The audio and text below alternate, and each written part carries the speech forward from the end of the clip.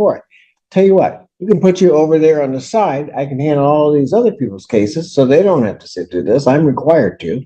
And you guys can just go back and forth, and then I'm going to do what I was going to do 5 minutes ago. Thank you, Judge. Okay. Hearing nothing else, March 21st, 2025, 2 p.m. You get the pleadings right or get an attorney in here. Thank you. Thank you, Judge. In this case. Your Honor, I'm not quite sure. Last time we appeared in the court had advised the parties to reserve all the documents that had been served because of some last pleadings the defendant filed. I haven't received any additional pleadings from them. We did file an answer to those pleadings. I do notice that I pulled the docket today, and there is, as of today, some reference to a dismissal with prejudice. And I'm not quite sure what that would mean in this. Well, the problem is, and I don't. Okay. You've not received any documents that you attempted. Nothing since the original delivery that I placed on the record. At the last hearing, I struck all of the documents that had been filed by the defendant in this case because she had changed the caption. They were to be refiled and served. They were not. Was that done? Yes, Was that done?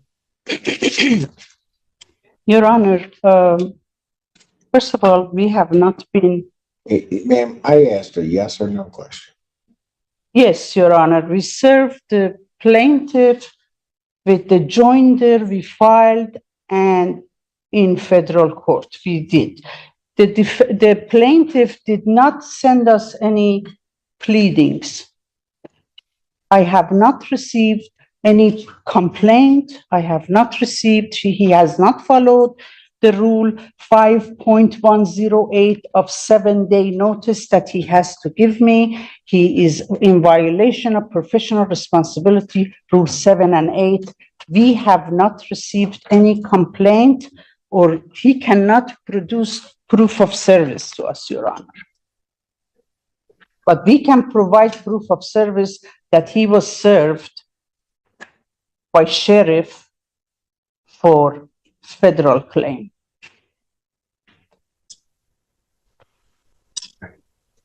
Let's try this again. The last time that you were here, I told you that you had improperly changed the caption on the pleadings. I struck those pleadings, told you that you needed to refile them with the correct caption and serve them on opposing counsel. Yes, my sole question to you is, okay. Did you do that? Yes, Your Honor. Thank you. Did we get a new filing?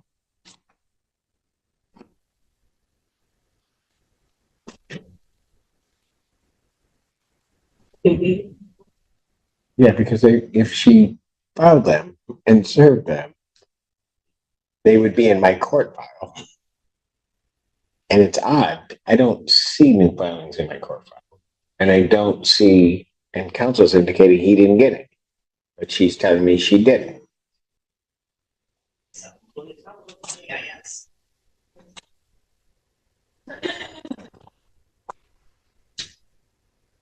So according to JIS, today an answer and motion to dismiss was filed? That was not by me, Your Honor.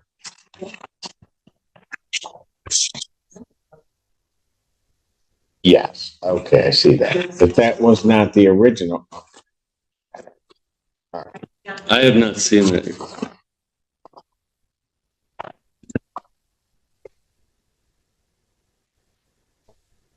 Service on here. I don't. I still have Carl Staffield on this case, and I don't know why. Because he's a resident too.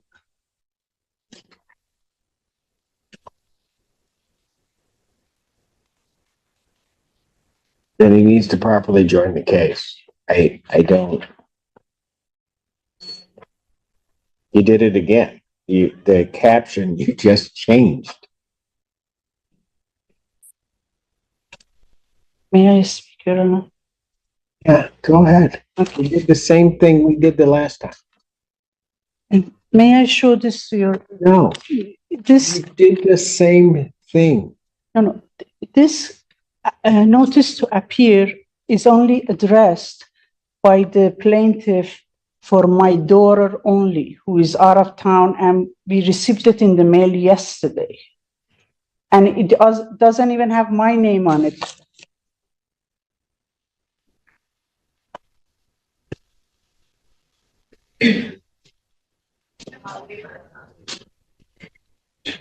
Who filed this dismissal? We did. I did. You're not the plaintiff. I'm a counter plaintiff. Then how do you give me a notice of dismissal regarding this case That was, and not sign it? I'm sorry.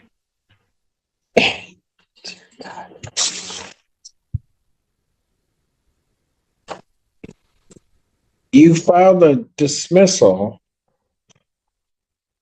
of the case under the section notice of dismissal by plaintiff. You are not the plaintiff. I am a counter plaintiff, Your Honor.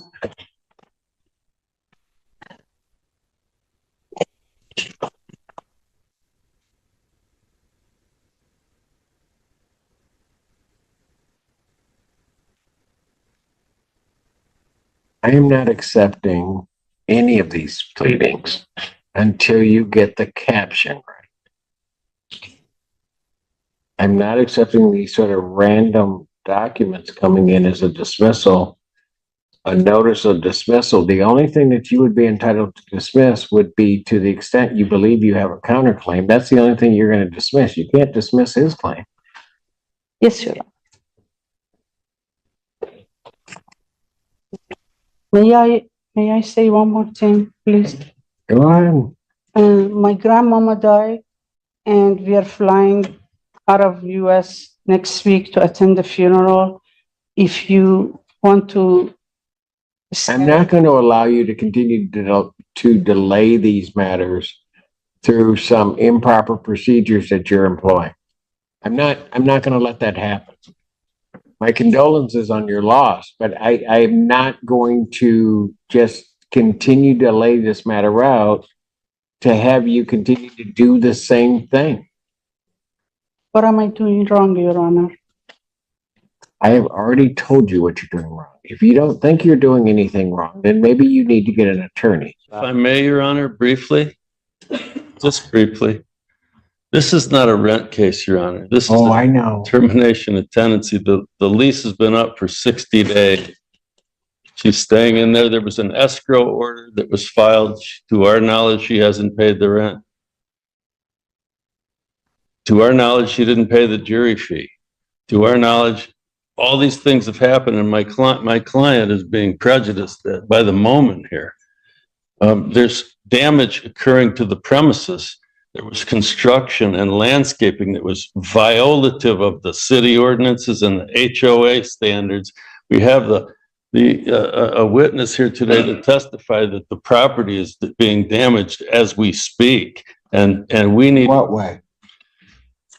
There's significant runoff and sediment runoff.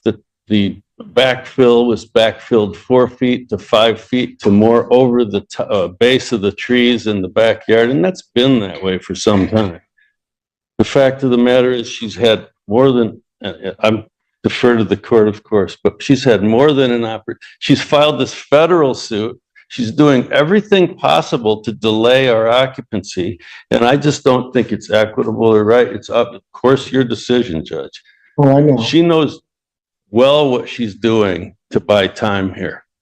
And she served all these pleadings. She claims she doesn't have an attorney. I read the pleadings. They were drafted by somebody other than her, it appears. She hasn't followed one rule. She hasn't served me once correctly. The person that's named in the incorrect caption isn't even a tenant on the lease. I don't know where they came from here, but they're non-party.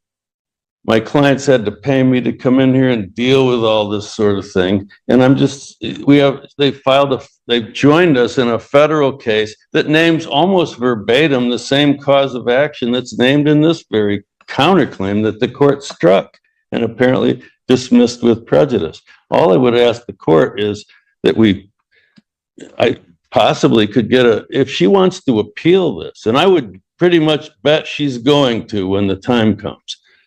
Let's get that process started, if at all the court would go along with us. Let's get a judgment for possession entered. We can give them a little extra time if they want to put in the appeal period and get us our judgment. And then she can do what she's going to do anyway when she gets her day in court, according to her. She's been here 3 times. I've traveled from Oakland County. I'm sorry to hear that. 3 different, yeah, me too. 3 different times to be here, Judge. None of what she files makes any sense. And it's just not right on my client's behalf to let my client continue to suffer while they occupy the premises without any consideration. She's going to appeal this if we win, and we probably will. The point being, let her appeal. Let's get that process started if that's what she's going to do. Thank you, Judge, for listening. Yes. Okay, good. I want to answer. Go ahead. Your client, sir. No, you will address me. Okay, I apologize. His client, Your Honor, is a loan shark who bought our property in a redemption period and signed an agreement to let us buy this house back from him. We are ready to go ahead buy this house back, but while his client was owning this place in last 9 months, the Barton Village put a lien on the property. Now we cannot get a mortgage because they have a lien on the property. And by him in this court trying to put me down because I'm representing myself is also another violation of No, you need to talk to me. Yes. Go ahead. Okay. Your Honor, we have served everything. This gentleman cannot provide one proof of service to this court. He gives us papers last minute. We received this in the mail yesterday. He did not serve us properly. That was the escrow order only. Okay. I'm sorry. Please don't interrupt me. Thank you very much. I didn't interrupt you when you speak. Extend me the same courtesy. Okay? This loan shark and his attorney are trying to... Are you almost done? Yes, to take us out of our home. And they put a lien on that house. So now we can't even get a loan to purchase the mortgage to purchase the property because it has a loan. Now he's asking us for the possession. We paid the rent, but the rental agreement is over. We want to buy the house. The lien doesn't let us buy the house, Your Honor. I would ask for one brief moment to respond to that, if the court wishes. Why are we doing this? Okay, so here's what happened. I told you what I was going to do. Enough said. You wanted to talk, then you wanted to respond, and now you want to go back, and you guys want to spend all day going back and forth. Tell you what, we can put you over there on the side. I can handle all these other people's cases, so they don't have to sit through this. I'm required to. And you guys can just go back and forth, and then I'm going to do what I was going to do 5 minutes ago. Thank you, Judge. Okay. Hearing nothing else, March 21st, 2025, 2 p.m. You get the pleadings right or get an attorney in here. Thank you. Thank you, Judge.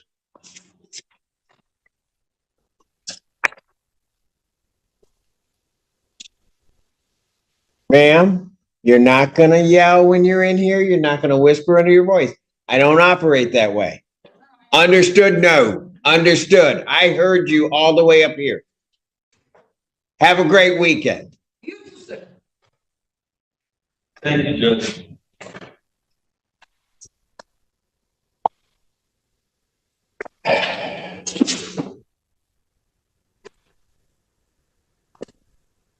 Can do me a favor, can you go out there and just make sure they don't Yes. like, This courtroom hearing quickly becomes a lesson in why following legal procedure is just as important as having a strong argument. Right from the start, the judge notices that the defendant still hasn't corrected the same filing mistakes that were discussed in an earlier hearing.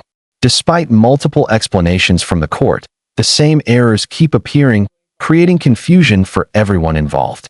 As the hearing continues, the plaintiff's attorney argues that these repeated procedural mistakes are delaying the case and causing ongoing financial harm to the property owner.